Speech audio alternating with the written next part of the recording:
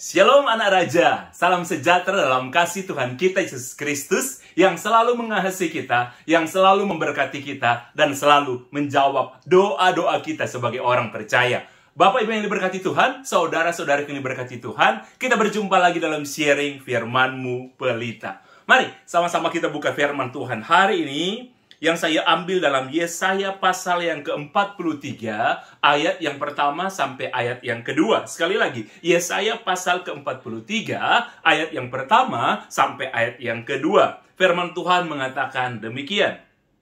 Tetapi sekarang, beginilah firman Tuhan yang menciptakan engkau, hai Yakub, yang membentuk engkau, hai Israel. Janganlah takut, sebab aku telah menebus engkau. Aku telah memanggil engkau dengan namamu. Engkau ini kepunyaanku. Apabila engkau menyeberang melalui air, aku akan menyertai engkau. Atau melalui sungai-sungai, engkau tidak akan dihanyutkan. Apabila engkau melalui api, engkau tidak akan dihanguskan. Dan nyala api tidak akan membakar engkau. Bapak Ibu yang diberkati Tuhan, saudara-saudari yang diberkati Tuhan, hari ini kita akan membahas tentang melalui 3 sungai dan melalui 3 api. Di awal tahun 2022 ini, kita nggak tahu sepanjang tahun ini apa yang akan terjadi. Kita telah melalui tahun-tahun yang cukup berat, tahun 2020 kemarin, dan kemudian tahun 2021. Kita masih dibayang-bayangi dengan virus corona ya yang bermutasi dan bermutasi lagi. Tapi saudara, ada hal yang harus kita hadapi, ada hal yang harus kita lewati dalam kehidupan ini. Dan hari ini, seperti firman Tuhan yang kita bahas tadi, kita baca tadi, firman Tuhan bilang begini, jangan takut, hai Israel, hai Yakub, karena aku telah menebus engkau. Aku memanggil engkau dengan namamu. Dan firman Tuhan katakan begini, apabila engkau melalui air, apabila engkau melalui sungai, jangan takut. Aku akan menyertai engkau. Apabila engkau melalui api, aku akan menyertai engkau sehingga engkau tidak terbakar. Jadi, Tuhan tidak menjanjikan kepada kita untuk tidak menghadapi dapur api. Tidak. Tuhan tidak menjanjikan kita tidak akan menghadapi masalah. Tapi Tuhan bilang, aku akan menyertai engkau sekalipun di dapur api. Okay? Tuhan juga tidak mengatakan bahwa dia akan membebaskan, kita tidak akan menghadapi di perjalanan kita sungai yang besar, yang kita akan mencapai sebuah visi ke depan, tapi di hadapan kita, itu ada sungai, yang kalau kita seberangi dengan kekuatan kita, mungkin kita akan tenggelam, mungkin kita akan hanyut terbawa arus sungai. Tuhan bilang, engkau akan menghadapi itu. Tapi Tuhan katakan begini, saudara, jangan takut. Aku akan menyertai engkau.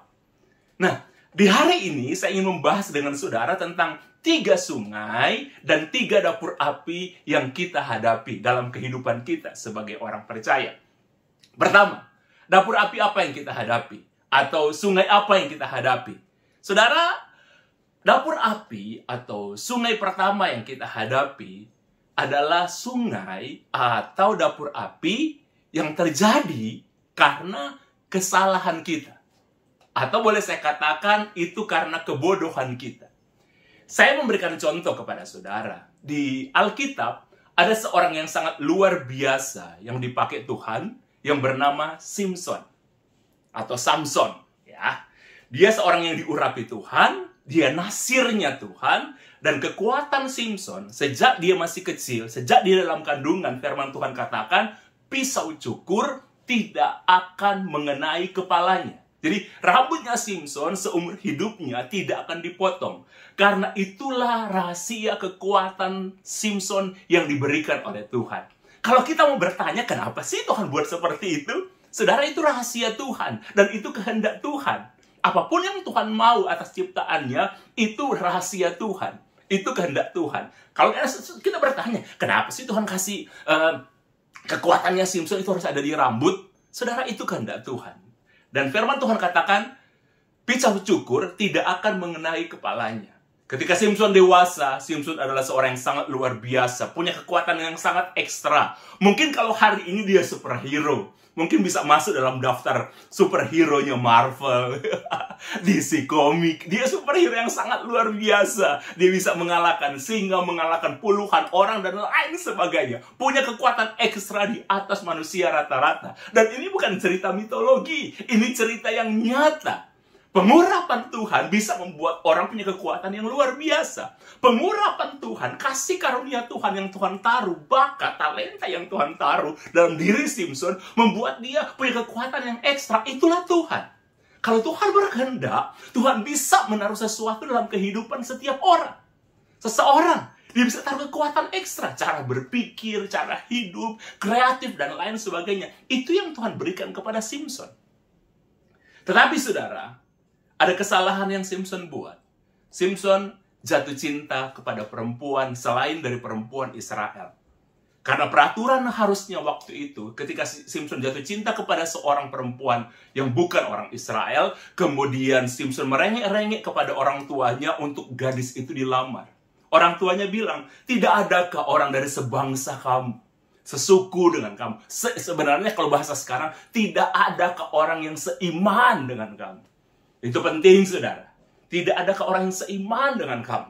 Tapi Simpson memaksa untuk menikah dengan gadis, saudara, yang selain orang Israel. Dan pada akhirnya, saudara, Simpson menikah pertama dengan seorang gadis Filistin. Kemudian dia pernah juga tidur dengan seorang pelacur. Firman Tuhan katakan, yang saya suka dari firman Tuhan selalu menulis kisah hidup manusia itu apa adanya. Tidak ditutup-tutupi. Simpson pernah tidur dengan seorang pelacur, firman Tuhan katakan. Dan pada akhirnya, Simpson jatuh cinta dengan seorang perempuan yang bernama Delilah. Dan Delilah lah ini awal bencana bagi Simpson. Delilah merengek-rengek setelah jadi istri, karena orang Filistin mendesak Delilah untuk cari rahasia kekuatan dari Simpson. Delilah, saudara, mendesak Simpson. Pertama, kedua, sampai ketiga kali. Dan Simpson tidak menyadari. Karena setiap Simpson mengatakan rahasianya dia yang pertama, Delilah melakukan itu. Tapi ternyata bukan. Kedua, ketiga. Nah, Simpson tidak menyadari itu. 3 kali istrinya menipu dia. Sampai yang terakhir, yang keempat, saudara. Simpson belum menyadari bahwa Delilah sedang ingin menghancurkan dia. Kemudian akhirnya, saudara, yang keempat, Simpson bilang kepada Delilah, rahasia kekuatan saya. Berhari-hari Delilah nangis. Kadang-kadang seperti itu. Berhari-hari Delilah nangis. Kemudian akhirnya Simpson mengatakan, akhirnya di pangkuan Delilah, firman Tuhan katakan, Simpson dipotong rambutnya. Dan mulai hari itu, kekuatan Simpson itu hilang. Jadi perjanjian Tuhan dengan Simpson tentang rambutnya itu dilanggar oleh Simpson. Yang harusnya hanya dia dan ayah ibunya dan Tuhan yang tahu, dia beritahukan kepada Delilah. Dan itulah awal problem bagi Simpson. Itulah sungai yang Simpson hadapi karena kebodohannya sendiri. Karena kesalahannya sendiri. Akhirnya Simpson dipenjara. Dari seorang jagoan. Dari seorang superhero. Dari seorang yang punya kekuatan luar biasa. Sekarang Simpson buta, dipenjara. Kemudian setiap ada acara besar bagi orang Filistin, Simpson itu dipertontonkan dan dia dijadikan badut. Dan saudara bayangkan, dari orang yang sangat ditakuti, dari orang yang sangat dihormati, dari orang yang sangat saudara, wow, ini pahlawan. Sekarang Simpson jadi seorang badut, jadi tertawaan orang. Kenapa itu terjadi? Itu karena kebodohan Simpson sendiri. Sekali lagi itu terjadi, saudara. Dapur api yang Simpson hadapi, sungai yang hampir menghanyutkan Simpson yang dia hadapi, saudara, itu karena kebodohannya sendiri. Dia jatuh cinta dengan perempuan yang seharusnya tidak dia jatuh cinta. Tapi saudara, sekalipun seperti itu, Tuhan tetap menyertai Simpson. Pada satu kali ketika orang Filistin sedang berpesta, firman Tuhan katakan, Simpson meminta seorang anak menuntun dia di kedua belah tiang utama di tempat orang Filistin berpesta. Dan Simpson minta. Dia bilang begini, berikan aku kekuatan terakhir untuk aku membalaskan kepada orang Filistin apa yang mereka perbuat terhadap aku. Dan firman Tuhan katakan, untuk terakhir kali, ya, sebelum Simpson mati, Tuhan menjawab doa Simpson. Itulah yang disebut kasih karunia Tuhan. Kalau kita mau bertobat, walaupun kita salah, Tuhan bisa membuat semuanya balik dalam kehidupan ini. Saudara, jadi sekali lagi, sungai yang pertama yang kita belajar dari Simpson, saudara, itu sungai, ya, masalah, ya, dapur api yang karena terjadi karena kebodohan kita sendiri. Karena kesalahan kita sendiri. Itu pun terjadi kepada seorang raja yang bernama Daud. Daud pun, saudara, akhirnya punya problem dalam keluarga. Ya, karena Daud membuat kesalahan sendiri. Jadi masalah dalam keluarga Daud dihadapi karena Daud satu kali, saudara, dia mengambil Batseba yang istrinya Uria. Dia berselingkuh dengan Batseba. Dia menikah dengan Uria. Dia menikah dengan Batseba. Dan dia secara tidak langsung membunuh Uria. Apakah ada masalah setelah itu? Ada. Problemnya ada. Ada begitu banyak masalah besar dalam keluarga Daud. Anaknya saling memperkosa, ada anaknya memperkosa adiknya. Kemudian, saudara, anaknya merebut kekuasaannya Daud. Daud bertobat. Dan anak pertama yang yang Batseba lahirkan, itu harus mati. Ada konsekuensi. Apakah begitu kejamnya Tuhan? Tidak. Tuhan mengampuni Daud. Tuhan mengasihi Daud.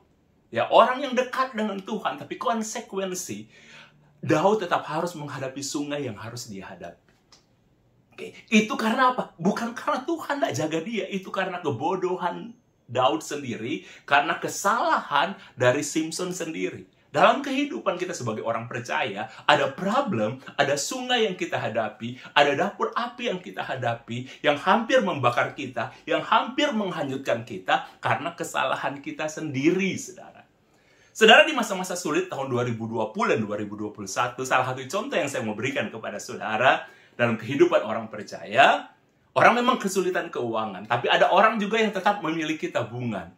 Dan karena pekerjaan saudara itu agak sulit, pekerjaan tidak berjalan dengan baik, saudara, ada beberapa orang Kristen yang saya temui, yang minta didoakan, yang cukup stres dengan keadaan yang ada, karena mereka kehilangan uang mereka. Karena mereka berinvestasi.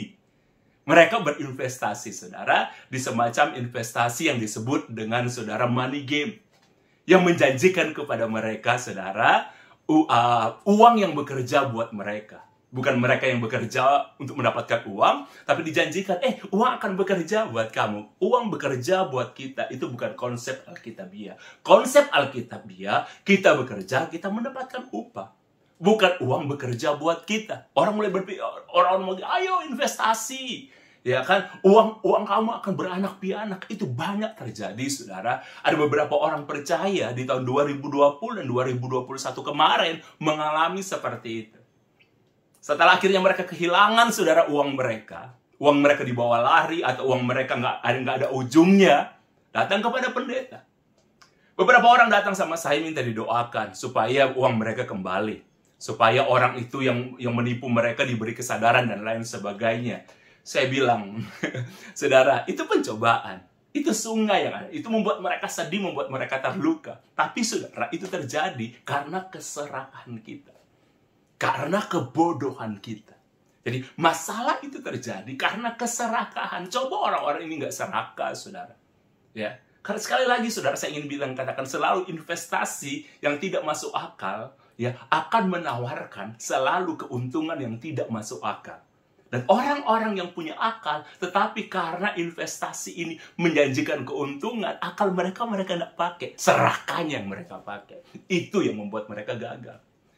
Jadi masalah yang saudara hadapi bukan karena, saudara, Tuhan yang buat itu. Atau iblis yang buat itu. Atau Tuhan izinkan. Tapi karena kebodohan. Jadi sekali lagi ada 3 sungai, ada 3 dapur api yang kita akan bahas. Pertama, saudara, kita masuk dalam sungai yang hampir menghanyutkan kita. Kita masuk dalam dapur api yang cukup membuat kita gerah. Itu karena kebodohan kita sendiri. Oke. Ya, sekarang kita mau belajar yang kedua, saudara. Di tahun ini kita akan menghadapi mungkin hal-hal semacam itu. Pertama, hati-hati, saudara, berinvestasi. Hati-hati melakukan sesuatu. Pikirkan dengan baik. Doakan dengan baik, saudara. Minta hikmat dari Tuhan. Sehingga, saudara tidak perlu masuk di tempat yang tidak perlu saudara masuki. Saudara tidak perlu masuk dalam pencobaan yang harusnya tidak perlu saudara hadapi. Oke, jadi berdoa benar-benar minta hikmat dari Tuhan untuk menghadapi tahun ini supaya saudara tidak seperti tahun yang lalu menghadapi sungai kehidupan yang hampir menghanyutkan atau menghadapi saudara dapur api yang hampir membakar karena kebodohan kita sendiri. Yang kedua, kita belajar sungai atau dapur api yang kita akan hadapi saudara karena orang lain. Sekali lagi saudara, ada masalah yang kita hadapi dalam kehidupan ini yang cukup besar. Ada problem yang kita hadapi dalam hidup ini saudara. Sungai, dapur api yang harus kita masuki ya karena orang lain. Ada orang yang marah sama kita. Ada orang yang benci sama kita. Ada orang yang tidak suka dengan kita. Saudara, di dunia ini ada orang-orang yang punya hati nggak baik. Sehingga mereka melakukan pikiran orang yang punya hati tidak baik. Cara berpikir mereka pasti tidak akan baik. Dan tindakan-tindakan mereka tidak baik juga. Dan kalau mereka melihat ada orang yang baik, mereka saudara cenderung iri dan marah. Sehingga mereka melakukan kelakuan yang tidak baik untuk menghancurkan orang itu. Saudara, saya selalu mengatakan bahwa orang yang melakukan hal-hal seperti itu, saudara, itu lebih jahat dari iblis. Saudara, kalau iblis itu dia memang sudah jahat. Bapa segala pembohong, sumber segala kejahatan, ya itu iblis, saudara. Dan dia memang iblis. Gak bisa dikatakan apa-apa lagi. Tapi kalau manusia melakukan yang jahat, saudara, pada manusia dirancang untuk berbuat sesuatu yang baik, itu lebih parah dari iblis. Ya, jadi ada, saudara, masalah yang kita hadapi karena ada orang lain yang menjebak kita. Ada orang lain yang ingin menghancurkan kita. Mungkin ada orang lain yang iri dengan pekerjaanmu, tidak suka, dan karena hatinya tidak baik, dia cara berpikirnya tidak baik, dan dia ingin melakukan sesuatu yang tidak baik dalam kehidupan Anda. Di dalam Alkitab, contoh-contoh seperti itu ada. Saya mau kasih contoh kepada saudara.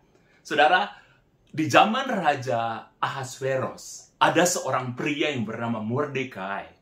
Mordekai ini, saudara, ada di kerajaannya Ahasveros. Ahasveros waktu itu adalah raja yang sangat berkuasa. Dia berkuasa, kata firman Tuhan, saudara, dari India sampai Ethiopia. Ada sekitar 120, saudara, kerajaan yang dikuasai oleh Ahasveros, termasuk, saudara, orang-orang Yahudi. Dan beberapa orang Yahudi ditawan dan dibawa kerajaan itu. Dan saudara, Mordekai dan bersama Esther termasuk saudara yang ada di bawah kekuasaan dari Raja Ahasveros. Saudara, dimanapun saudara berada, dimanapun saudara dibuang, itu yang saya belajar, saudara. Tuhan tidak pernah akan meninggalkan saudara. Kalau dia memberkati kita, Tuhan tidak pernah mengenal tempat basah atau tempat kering. Ketika Mordekai ada pun di tanah pembuangan, dia tetap diberkati. Ya, akhirnya saudara, Mordekai diangkat oleh raja. Kalau saudara baca kisah selengkapnya, baca di kitab Esther, Mordekai diangkat sangat luar biasa. Dia diberi kehormatan, dia diberi penghargaan karena dia menggagalkan kudeta yang direncanakan oleh beberapa orang untuk raja. Dan Mordekai bisa menyelamatkan itu, memberitahukan kepada raja sehingga dia diberikan penghormatan. Oke, dia diangkat, saudara, sebagai orang penting di kerajaan Ahasveros. Ada seorang yang penting juga di kerajaan Ahasveros yang bernama Haman. Haman ini iri, saudara, dengan Ahasveros. Kemudian, dengan Mordekai. Haman iri dan dia ingin menyingkirkan Mordekai. Karena Mordekai juga tidak mau menghormat kepada Haman. Orang-orang di sekitar Haman, setiap Haman lewat, mereka hormat. Mordekai tidak mau. Saudara tahu kenapa? Karena bagi Mordekai, ya kan, penghormatan dalam arti penyembahan sebenarnya. Bukan kalau saudara menghormati orang itu bisa, boleh. Tapi itu sudah bersifat penyembahan, pengagungan. Mordekai tidak mau. Mordekai tahu penyembahan itu tidak bisa kepada yang lain selain kepada Tuhan. Kepada berhala, kepada manusia, penyembahan itu tidak. Nah, saudara tahu Haman marah. Dan Haman ingin menyingkirkan Mordekai. Bahkan saking bencinya Haman, saudara, dia bukan ingin hanya menyingkirkan Mordekai.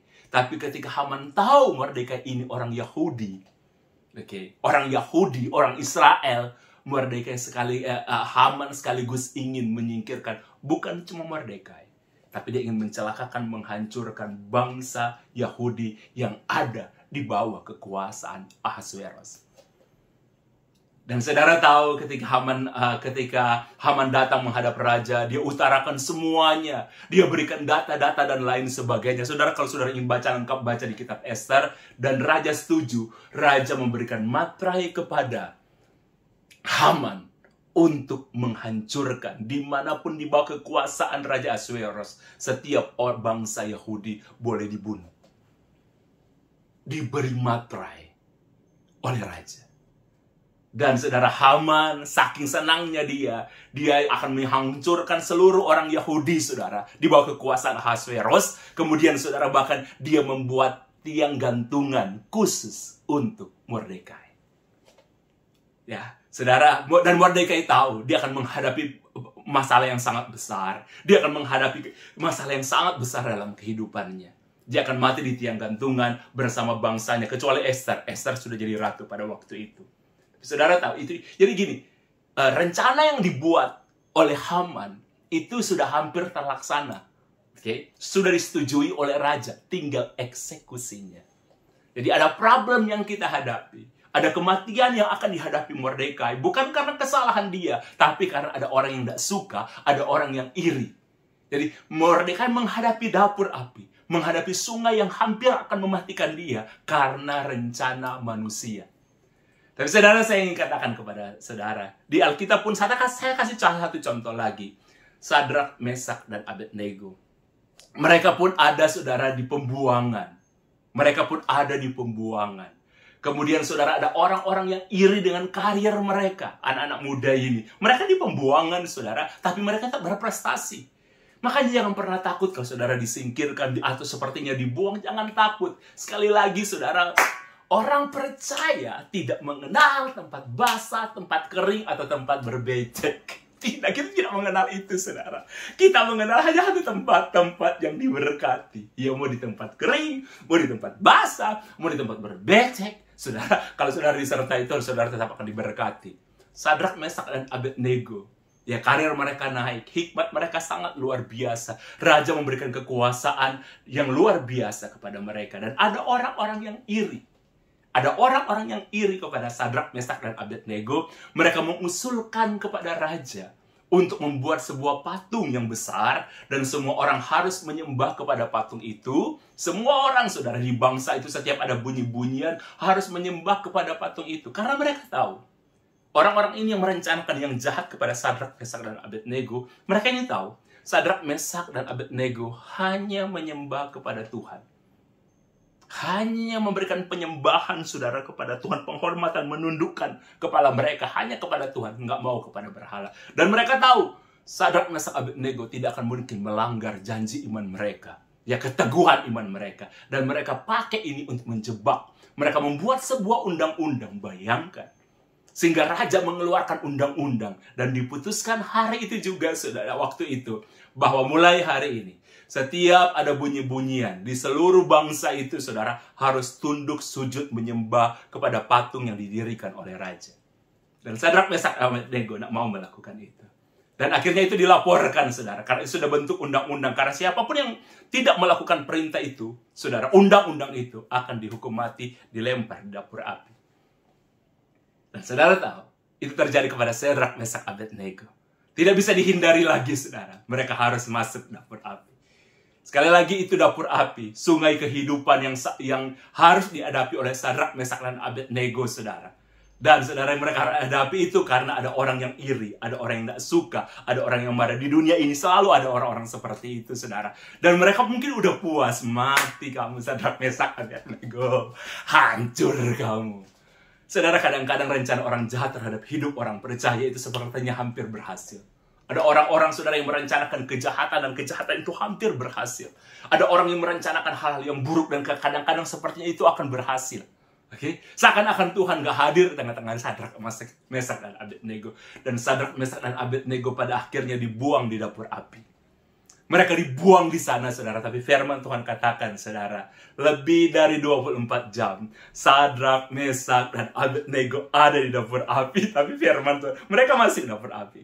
Tuhan tidak mengubah dapur api, saudara, itu menjadi kolam renang. Tuhan tidak mematikan api itu. Tuhan tidak matikan api itu. Tapi saudara harus ingat, lihat baik-baik. Tuhan menyertai Sadrak, Mesak, dan Abednego. Sehingga walaupun mereka masuk dalam dapur api yang dibuat oleh orang lain, saudara, direncanakan dengan sangat matang sebuah kejahatan, saudara, menjebak mereka. Tapi mereka memang masuk. Tapi mereka tidak terbakar. Lebih dari 24 jam, bau asap pun, ujung rambut mereka pun tidak ada yang berbau hangus. Karena mereka disertai oleh Tuhan. Kalau peristiwa saudara Mordekai, Tuhan pakai Esther untuk menolong bangsa Yahudi dan Mordekai. Akhirnya kan Haman yang digantung di tiang gantungan. Dan orang-orang yang menfitnah Sadrak, Mesak, dan Abednego, saudara. Sadrak, Mesak, Abednego tidak ditolong oleh manusia. Kalau Mordekai, Tuhan pakai Esther untuk menyelamatkan Mordekai dan bangsa Yahudi. Sedangkan Sadrak, Mesak, dan Abednego, malaikat yang turun mendampingi mereka. Ya, mendampingi mereka melewati dapur api sehingga tidak terbakar. Jadi sekali lagi saudara, apakah saudara-saudara melakukan kesalahan karena kebodohan saudara sendiri, saudara? Oke, atau saudara melakukan kesalahan saudara karena ada orang yang ingin menjatuhkan saudara. Saudara, Tuhan menyertai kita. Tuhan tidak membiarkan kita. Dan kadang-kadang saudara sepertinya di dunia ini, kadang-kadang rencana orang jahat sepertinya akan menang. Ya, kadang-kadang seperti itu kenyataan. Oke, tapi saudara tahu, Tuhan akan selalu memperlihatkan kepada saudara dan saya bahwa Tuhan tidak pernah meninggalkan orang benar. Sadrak, Mesak, dan Abednego bisa lolos dari dapur api. Dan orang-orang menfitnah mereka, saudara, mereka dilempar di dapur api itu. Dan baru di depan dapur api mereka sudah hangus terbakar. Oke, hanya dilempar langsung terbakar hangus. Sadrak, Mesak, Abednego tidak. Saudara jangan takut. Dalam karir saudara, dalam kehidupan, asalkan satu loh saudara ya. Saudara bukan hidup ngawur, tapi percaya Tuhan melindungi. Saudara hidup benar. Ya, karena kebenaran itu akan memerdekakan saudara. Itu janji firman Tuhan. Kalau saudara hidup benar di hadapan Tuhan, saudara, kebenaran itu akan memerdekakan saudara. Jadi kita udah belajar dua. Kita menghadapi problem dapur api yang kita hadapi. Atau saudara, sungai yang kita hadapi dalam kehidupan itu. Kita masuk di sungai itu, kita masuk dapur api itu, saudara. Karena kesalahan kita sendiri. Karena kebodohan kita sendiri. Yang kedua yang kita belajar, saudara, karena ada orang yang menjerumuskan kita, yang jahat dan ingin saudara berbuat jahat terhadap kita. Ada terjadi dalam kehidupan seperti itu. Tapi sekali lagi jangan takut. Yang ketiga, yang terakhir saudara, ya, sungai yang kita hadapi atau dapur api yang kita hadapi, ya bukan karena kebodohan kita, bukan karena juga saudara orang lain yang merencanakan itu terhadap kita, tapi karena memang kita harus menghadapi hal seperti itu. Kita masuk dapur api, saudara, seperti emas, seperti kata Ayub. Aku masuk, ya, seperti emas. Dia dibakar, saudara. Jika engkau membakar aku, supaya aku menjadi murni. Ya, saudara, jadi kita masuk dalam dapur api. Memang kita harus masuk. Karena seperti kayak gini, saudara. Mungkin saudara sering kenal istilah ini. Kalau orang ingin lulus, harus ada ujiannya.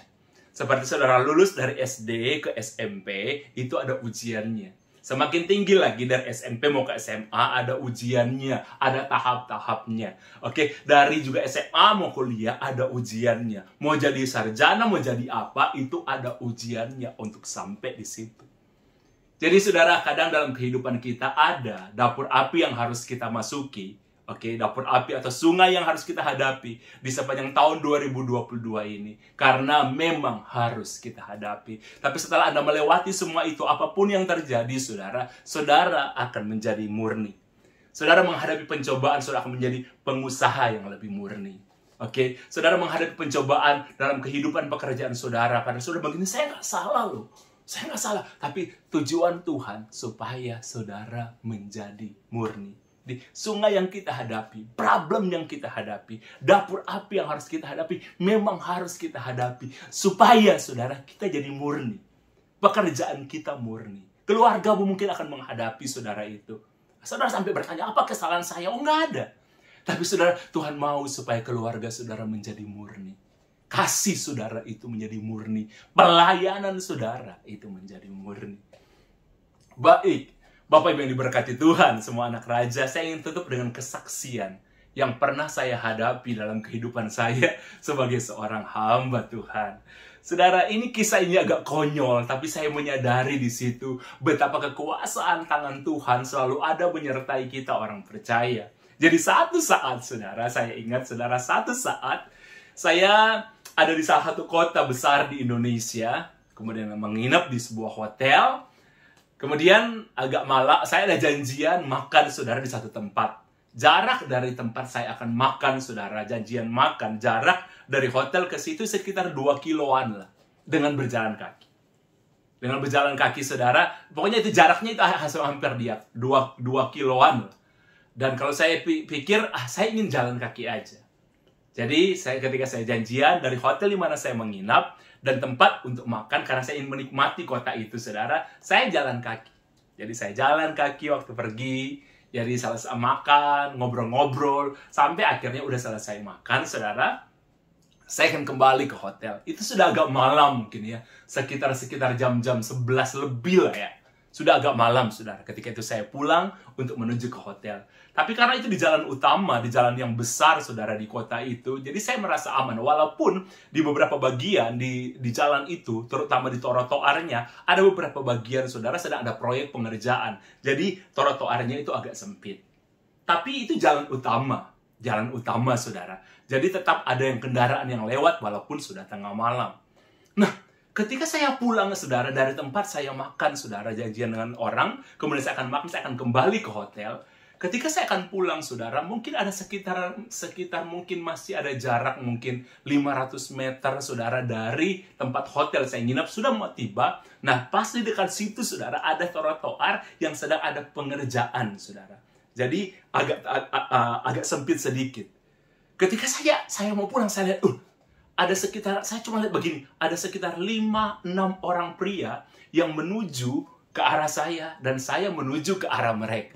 Nah, di hati saya, saudara, ada kata-kata yang bilang begini sama saya, balik, gitu kan. Maksudnya berbalik gitu, balik ke tempat yang jauh lagi, lebih rame, lebih terbuka, dan mungkin saya bisa naik kendaraan taksi dan lain sebagainya. Tapi saya pikir begini, apa yang saya mau takutkan gitu kan. Ya, ini di jalan besar, di jalan utama, nggak perlu takut lah. Jadi yes, nggak apa-apa. Sebenarnya, saudara, itu mungkin sudah peringatan dari Tuhan. Suara dari Tuhan itu untuk mengingatkan saya supaya saya tidak masuk dalam pencobaan yang saya cari-cari sendiri. Akhirnya saya tetap maju. Dan benar, saudara, ketika saya maju, kemudian saya berpapasan dengan sekitar 6 orang laki-laki ini, saudara. Saya berpapasan seperti ini. Ada seorang yang pakai jaket seperti saya, seperti ini, jaket. Dia mendekati saya dan tangannya tiba-tiba, saudara, ke pinggang saya seperti ini.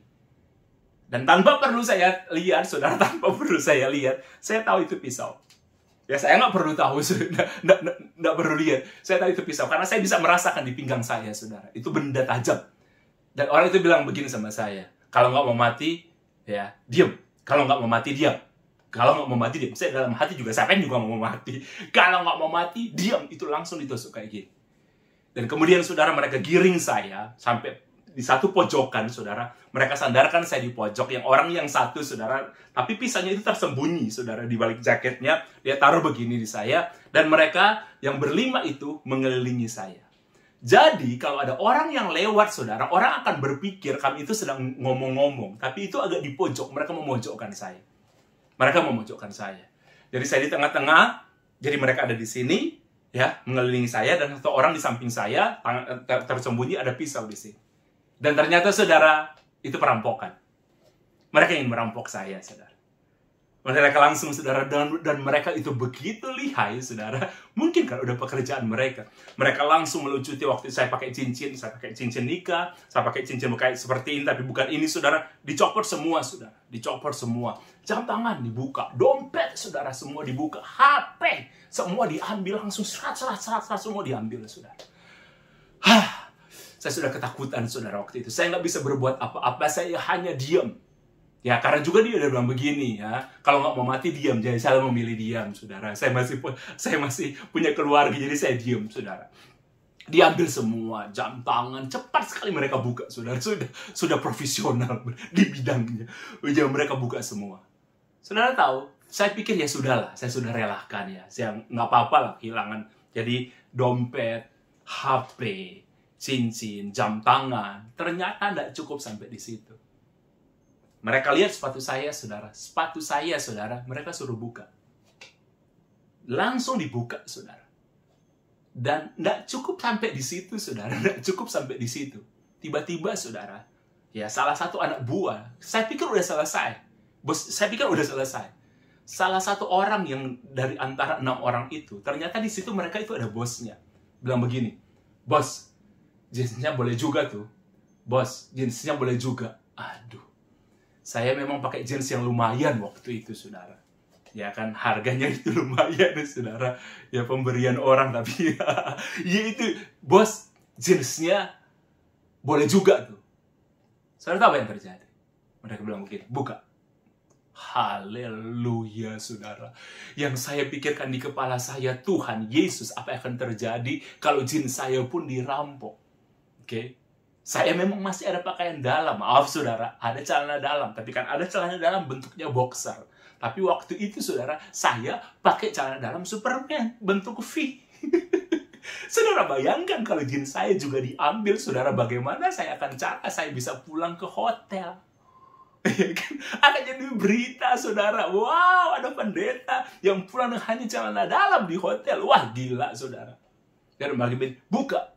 Langsung, saudara, langsung saat mereka begitu mahirnya, mereka langsung buka ikat pinggang saya, saat mereka buka, saudara, celana saya, ditarik dan ditarik ke bawah langsung kayak gini. Tapi untung, saudara, baru sampai sepaha celana jeans saya turun, saya sudah membayangkan Tuhan apa yang akan terjadi. Saya sudah cara berpikir saya begini, Tuhan tolong saya. Karena saya nggak mungkin menolong diri saya sendiri. Ada 6 orang, saudara, sejago-jagonya saya. Misalnya, saya bisa menghadapi mereka dengan cara seperti apa. Ya, saya punya kenalan yang kami bisa panggil Bang Ambon. Wah, itu kalau dengan dia, badannya gede, saudara. Sekali dilibas mungkin habis mereka. saya orangnya hebat banget, saudara. Nah, tapi kalau saya nggak mungkin menghadapi mereka. Tidak ada kekuatan. Tidak ada cara lagi untuk menolong. Saya nggak punya kemampuan untuk menghadapi mereka. Itu dapur api bagi saya. Itu sungai yang saya hadapi dalam kehidupan saya waktu itu.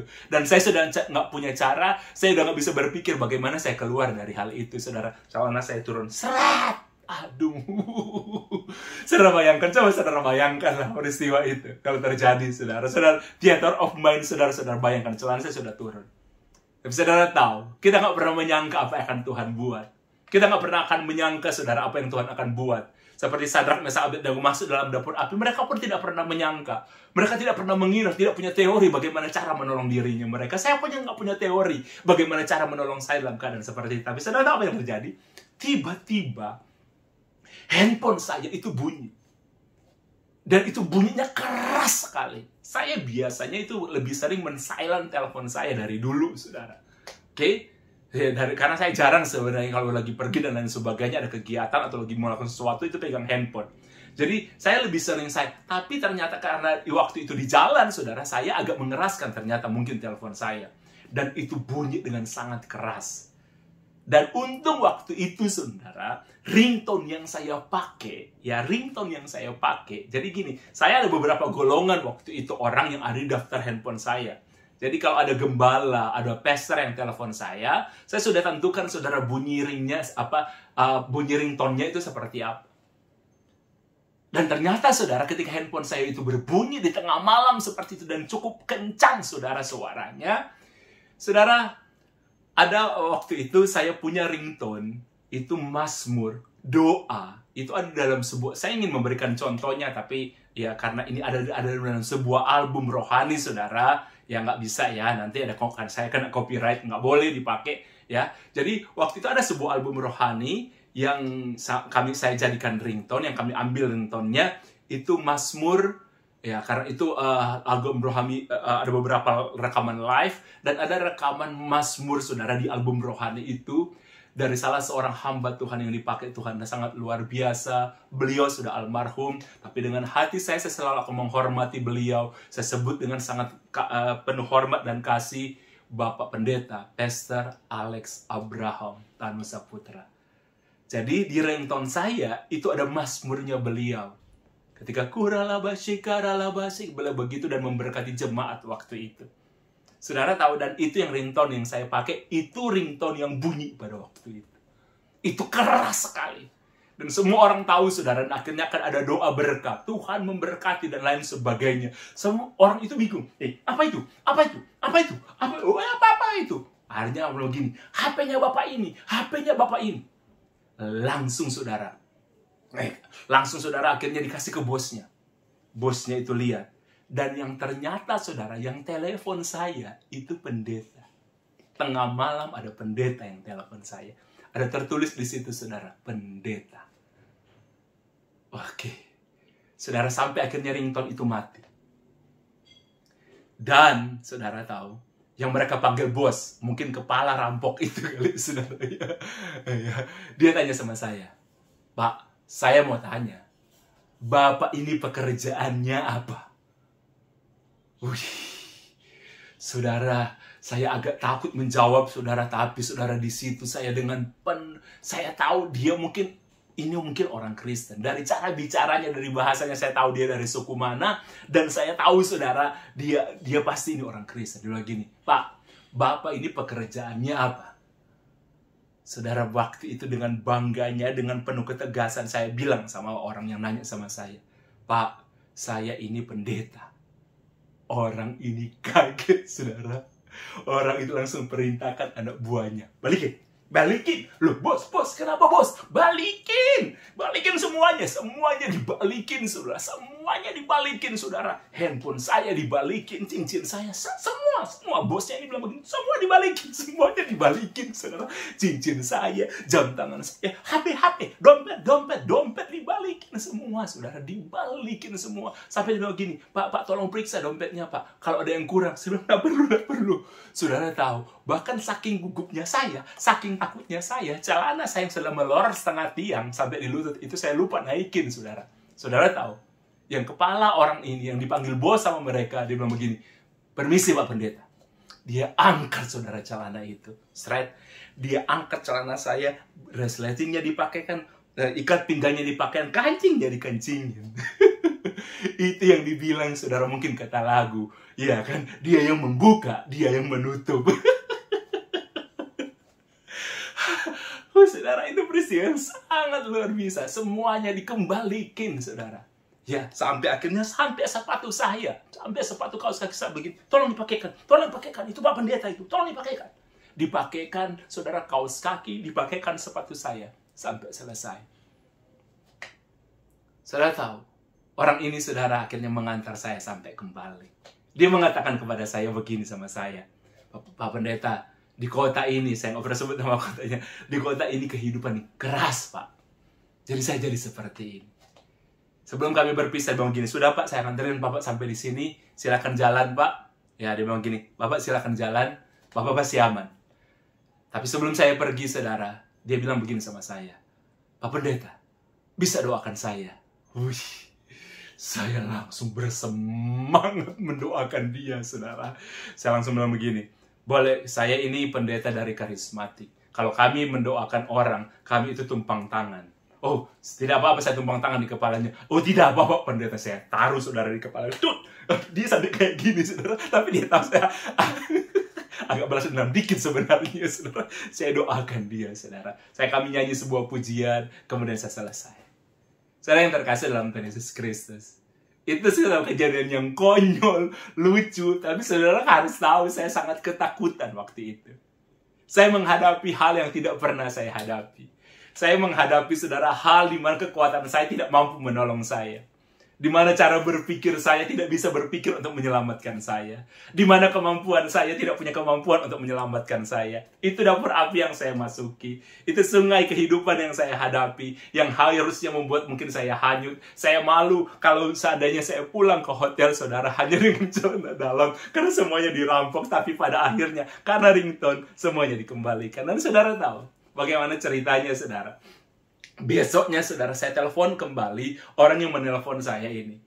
Saudara tahu Bapak Gembala itu ternyata beliau seorang Bapak Gembala. Dia bilang begini, Pak, dia bilang begini, aduh, Pak Pendeta Nixon itu minta maaf ya, tadi malam kami ganggu ya. Minta maaf Pak Nixon, minta maaf Pak Pendeta Nixon, kami ganggu. Oh, saya bilang begini, oh enggak, ada apa Pak? Dia bilang begini, saya nggak tahu, itu saya tahu sudah tengah malam Pak Pendeta Nixon. Tiba-tiba istriku saya bangun, dan dia bilang begini sama saya, Pak, telepon Pak Pendeta Nixon, ingatkan Pak Pendeta Nixon, Desember ada jadwal khotbah di gereja kita. Saya bilang sama istri saya, ini sudah tengah malam. Lagian itu masih beberapa bulan ke depan, Desember masih 3 bulan ke depan. Ngapain beli telepon sekarang? Tapi istri saya ngotot, katanya Bapak Pendeta itu. Istri saya bilang begini, telepon Pak, telepon.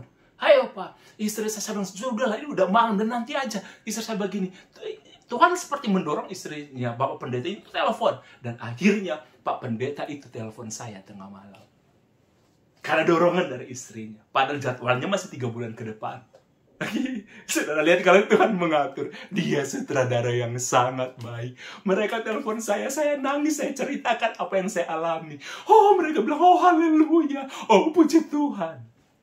Saudara lihat ya, kita nggak pernah menyangka bagaimana cara Tuhan. Ketika saudara nanti satu waktu memasuki kehidupan di sepanjang tahun 2022 ini, apapun yang saudara hadapi, apakah itu sungai kehidupan, apakah dapur api, tapi tujuan Tuhan pada akhirnya untuk memurnikan kita. Saya berdoa berharap supaya kita murni menghadapi tahun ini, kita lolos menghadapi tahun ini, karena kita disertai oleh Tuhan. Amin. Mari, semua anak raja dimanapun Anda berada, kita berdoa bersama. Haleluya, haleluya, haleluya, haleluya, haleluya. Kiranya Tuhan memberkati engkau berlimpah-limpah dalam segala hal. Engkau berlimpah-limpah. Dan kiranya Tuhan membuat engkau tetap besar. Kiranya Tuhan membuat engkau sehat. Tidak ada kesakitan yang akan menimpa engkau. Tidak ada malapetaka yang akan menimpa engkau. Engkau sehat, engkau diberkati Tuhan. Segala yang kau lakukan dibuat berhasil oleh Tuhan. Tuhan melindungi engkau, Tuhan mengingatkan engkau ketika engkau salah mengambil jalan. Dan Tuhan membuat semua jalanmu baik adanya. Di dalam nama Tuhan Yesus Kristus. Haleluya, puji Tuhan. Amin. Semua anak raja, dimanapun Anda berada, Tuhan memberkati kita semua. Haleluya.